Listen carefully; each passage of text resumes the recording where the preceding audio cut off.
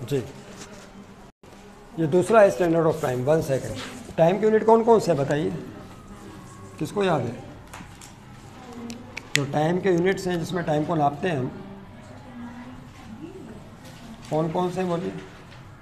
Second है, नहीं, minute है, मिनट में भी नापते हैं टाइम को, और आवर्स में भी नापते हैं, डेज में भी नापते हैं, नहीं, वीक्स में भी नापते हैं, ईयर्स, मंथ्स में भी नापते हैं, मंथ भी तो है बीच में, मंथ्स, ईयर, सेंचुरी, मिलेनियम, ये सब कौन है? टाइम के यूनिट्स हैं। लेकिन इसमें एक यूनिट ऐसा है जिसको स्टैंडर्ड माना गया है पूरी दुनिया में इस वक्त, वो कौन सा है? सेकंड। तो second is the standard of the time. इस सेकंड को स्टैंडर्ड माना गया। तो आपके दिल में फ़ौरन सवाल पैदा होना चाहिए कि 1 सेकंड कितना होता है। वैसे तो सबको पता है कि 1 सेकंड टाइम कितना होता है, छोटा सा वक्फा ही होता है ना 1 सेकंड का, सब जानते हैं। लेकिन इसकी बाकायदा डेफिनेशन क्या है कि a second is defined to be exactly equal to the time interval. ये वो वक्फा वक्त होता है जो ठीक 9192631770 vibrations of atoms of caesium होता है। अब यहाँ पे सीजियम एटम क्या है वो तो समझ में आ गया, एटम बहुत सारे होते हैं, उसमें एक सीजियम भी एटम होगा जिसका एटॉमिक मास 133 है। प्रोटॉन्स और न्यूट्रॉन्स की धातु को क्या कहते हैं? एटॉमिक मास कहते हैं ना। तो हर एलिमेंट का कोई ना कोई एटॉमिक मास तो होता है, तो इसका कितना है? 133। ये क्या चीज़ लिखी हुई है कि इतनी सीजियम एटम्स इतनी वाइब्रेशंस जितनी देर में करते हैं उस टाइम इंटरवल को 1 सेकंड कहते हैं। अभी कितनी वाइब्रेशन बन रही है बताइए? तो फिर पहले सवाल पैदा हुआ कि वाइब्रेशन किसे कहते हैं? सीजियम की एटम की वाइब्रेशन की तादाद तो बाद में गिनेंगे, वाइब्रेशन किसे कहते हैं? किसी को पता है? बोलिए। वाइब्रेशन तो वैसे कहते हैं कंप्लीट चक्कर को। यानी आपने देखा ना बच्चे झूला झूलते हैं, गए फिर वापस आ गए, एक झूला कंप्लीट हो गया। गिटार के तार को छेड़ा बस, ऊपर गया गिटार का तार, फिर नीचे आया, एक वाइब्रेशन कंप्लीट हो गया। पानी के मालिक्यूल ऊपर नीचे वाइब्रेट करते हैं, ऊपर से नीचे आए, नीचे से ऊपर आए, एक वाइब्रेशन कंप्लीट हो गया। एक पंखे के पर घूम रहे हैं, एक चक्कर मुकम्मल कर लिया, एक वाइब्रेशन कंप्लीट हो गया। तो 1 complete trip is called 1 vibration. लेकिन एटम की वाइब्रेशन का मतलब क्या होता है? एटम की वाइब्रेशन का मतलब ये होता है, इसको थोड़ा सा समझते हैं कि देखिए ये एटम है, पहले भी बात की थी आपसे, प्रोटॉन्स और न्यूट्रॉन्स के बीच में होते हैं, ये कौन है? न्यूक्लियस। और उसके गिर्द कौन होते हैं? शेल्स या ऑर्बिट्स या एनर्जी स्टेट्स। इनमें कौन होते हैं? बोलिए। इलेक्ट्रॉन्स रिवॉल्व कर रहे होते हैं, ऐसे ही होता है ना। तो बाद औक़ात ऐसा होता है कि किसी एटम को एनर्जी मिलती है। अच्छा, जब एटम को एनर्जी मिलती है तो वो सबसे पहले किसको मिलती है? अब एटम के जो पार्ट्स हैं उसमें प्रोटॉन, न्यूट्रॉन, न्यूक्लियस भी है, उसमें शेल्स भी हैं, शेल में इलेक्ट्रॉन भी हैं। जब आप किसी एटम को एनर्जी देंगे तो किसको मिलेगी सबसे पहले? क्या सबसे बाहर वाले इलेक्ट्रॉन को मिलेगी जो सबसे आखिर में होगा, या न्यूक्लियस को मिलेगी? तो इस एटम का डॉन कौन है? वो who is the don of the atom? Nucleus is the don of the atom. इस एटम का, इस कबीले का सरदार कौन है? न्यूक्लियस है। तो जब भी लेन देन होगा, कोई बाहर से कोई आएगा तो किससे बात करेगा? वो सरदार से बात होती है ना, या उसकी पब्लिक से बात होगी? किससे होगी? डॉन से बात होगी, सरदार से। सबसे पहले एनर्जी इसको मिलेगी, फिर इसकी मर्जी वो पहले शेल के इलेक्ट्रॉनों को दे दे, दूसरे शेल के इलेक्ट्रॉनों को दे दे, किसी को भी दे दे। फर्ज कर ले इसने पहले शेल के इलेक्ट्रॉन को एनर्जी दी, तो क्या ये इलेक्ट्रॉन जब इसको एनर्जी मिलेगी यहीं रहना पसंद करेगा? नहीं, ये एनर्जी पाने के बाद कहाँ चला जाएगा? स्टेटस हायर हो गया, कहाँ चला गया? ऊपर। और उनकी टाउन में किसी के पास पैसा आ जाए तो कहाँ चला जाता है? वो गुलशन चला जाता है। गुलशन में और ज़्यादा पैसा आ गया तो वो डिफेंस चला जाता है। ऐसा होता नहीं होता? स्टेटस पैसों के मुताबिक इंसान का हायर होता है। बिल इन जनरल ऐसा होता है। लेकिन कुछ ऐसे भी लोग होते हैं जो अपनी जगह से बड़ी मोहब्बत रखते हैं, वो अरबपति भी बन जाए तो जगह वो कभी नहीं छोड़ते, मुल्क को नहीं छोड़ते, कहीं और चले जाएंगे।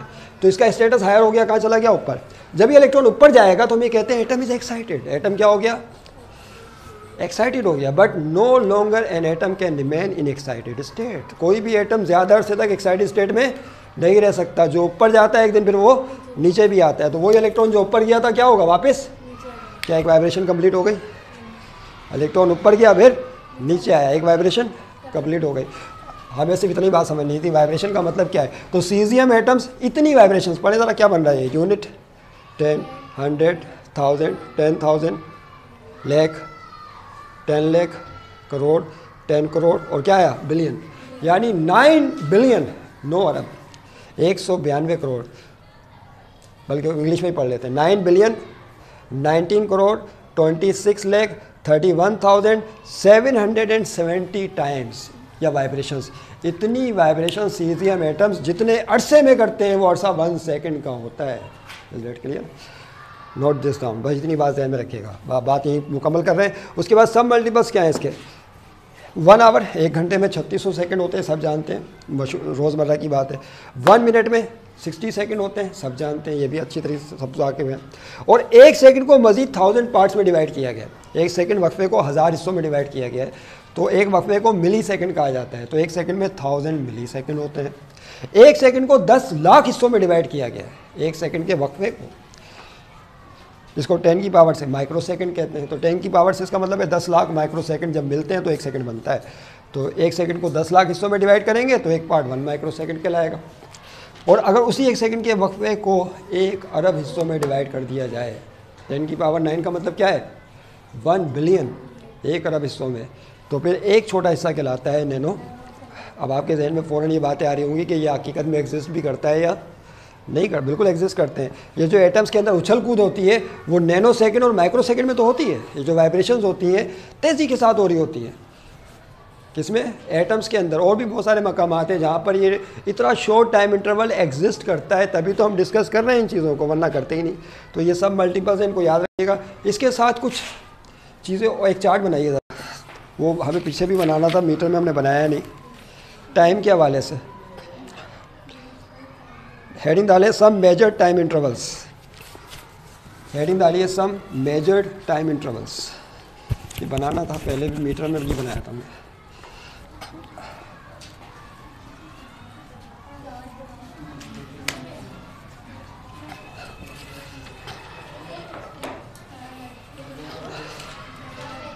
लाइफ टाइम ऑफ प्रोटॉन, इसमें उसका ऑप्शन नहीं है असल में, स्टॉप, वो पॉज करने का, स्टॉप ही करनी पड़ जाएगी वीडियो, वरना चले इसी में कर लेते हैं। लिख लिया था ना सबने,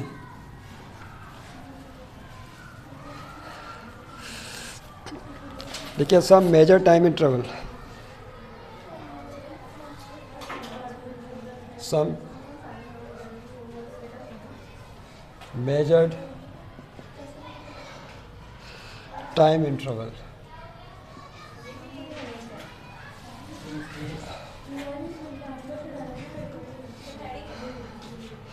अप्रॉक्सीमेट वैल्यूज़ हैं ये, यानी एग्जैक्ट वैल्यू तो नहीं हो सकती, जाहिर सी बात है, अंदाजे से कीमतें लगाई गई हैं। लाइफ टाइम ऑफ प्रोटॉन, एक प्रोटॉन के ज़िंदा रहने का अर्सा। आप बोलेंगे प्रोटॉन कैसे ज़िंदा होता है, हालांकि तो बेजान है। लाइफ टाइम ऑफ प्रोटॉन, पहला है लाइफ टाइम ऑफ प्रोटॉन, ये टाइम इंटरवल है। इसका जो लाइफ टाइम है डेट इज़ ग्रेटर देन 10 की पावर 40 सेकेंड्स, यानी एक प्रोटॉन आज़ादी की हालत में 10 की पावर 40 सेकंड से ज़्यादा अरसे तक ज़िंदा रह सकता है। यानी अपने वजूद को, ज़िंदा रहने से मुराद ये नहीं कि सांसें लेना शुरू कर देगा, वो अपने वजूद को कायम रख सकता है प्रोटॉन 10 की पावर 40 सेकंड से ग्रेटर टाइम तक। उसके बाद एज ऑफ यूनिवर्स, हमारी जो यूनिवर्स या कायनात है, एज ऑफ यूनिवर्स एक अंदाजे के मुताबिक 5 × 10 की पावर 17 सेकंड्स है। क्या है, 5 × 10 की पावर 17 सेकंड्स, सेकंड्स में दिया हुआ ना, स्टैंडर्ड यही है सेकंड टाइम का। हमारी जो एज, यूनिवर्स किसे कहते हैं, व्हाट इज़ यूनिवर्स। हाँ देखिए ये है, देखो बात पे वहीं आ जाएगी, मैं हालांकि सब जाना नहीं चाह रहा था। मून, मून किसके गिर्द घूमता है, बोले, जो चांद है किसके गिर्द गर्दिश करता है, अर्थ के गिर्द, अर्थ बड़ी है, ऐसा ही है, ऐसा ही है ना। अर्थ किसके गिर्द गर्दिश करती है, हाँ, सन के गिर्द, ऐसा ही। सन भी किसी के गिर्द गर्दिश करता है, उसका नाम है गैलेक्सी। क्या नाम है, गैलेक्सी के गिर्द गर्दिश कर रहा है। गैलेक्सी भी किसी ना किसी के गिर्द घूम रही है, उसका नाम है मिल्की वे। क्या नाम है, मिल्की वे, वो भी किसी ना किसी के गिर्द तवाफ़ कर रहा है। इसका मतलब है इस पूरी कायनात के अंदर, इस पूरी यूनिवर्स के अंदर ये सारे के सारे प्लैनेट्स, ये सारे astronomical bodies state of rest में नहीं है, बल्कि मुसलसल किसी ना किसी ज़ात के गिर्द घूम रहे हैं या तवाफ़ कर रहे हैं। याद रखिएगा, इस पूरी चीज़ को एक यूनिवर्स कहा जाता है। क्या कहते हैं इसे, क्या बना पहले, प्लैनेट्स बने, प्लैनेट्स सन के गिर्द रिवॉल्व कर रहे हैं। पता है ना आपको, प्लैनेट्स जुपिटर है, प्लूटो है, नेपच्यून है, वीनस है, सारे आप जानते हैं, शुरू क्लासेस में पढ़ते चले आए, सारे के सारे सूरज के गिर्द घूम रहे हैं। ये सोलर सिस्टम बन गया। क्या बन गया, ये एक सोलर सिस्टम नहीं, बहुत सारे सोलर सिस्टम है, वो सारे के सारे गैलेक्सीज़ के गिर्द घूम रहे हैं। एक बहुत बड़ा सितारा है, वो गैलेक्सी भी एक नहीं है, वो बहुत सारी हैं। वो सारे के सारी गैलेक्सीज अपने सोलर सिस्टम के साथ मूव कर रही हैं कहाँ पर, मिल्की वे के गिर्द। ये सब चीज़ें मिला लें तो बन जाती है एक यूनिवर्स, एक कायनात। और एक यूनिवर्स भी एक नहीं है, यूनिवर्स भी बहुत ज़्यादा है एक अंदाजे के मुताबिक। अब साइंस ने यहाँ तक तो बात की है। एज ऑफ यूनिवर्स, हमारी जो यूनिवर्स है, हमारी जो कायनात है, उसकी एज ये है, उसकी उम्र फ़िलहाल ये बंद हो गई।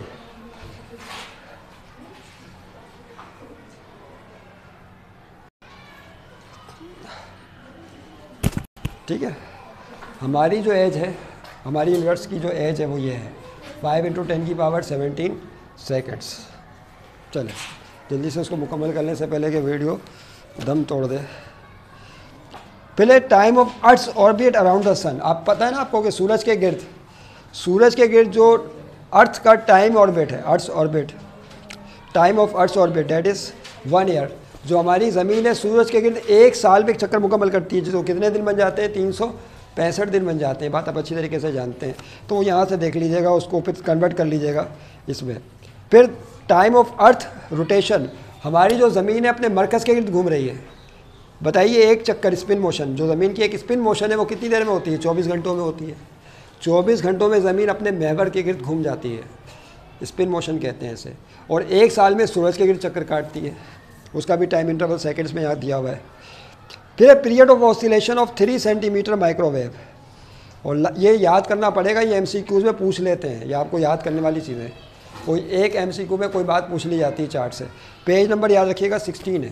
पेज नंबर क्या है बोलिए, बुक का पेज नंबर 16, इसके ऊपर ये चार्ट मौजूद है। और ये है बुक, ये बुक याद रखिएगा फिज़िक्स की, और क्लास 9 और 10 पढ़ाई जा रही है, आप भी देख लें।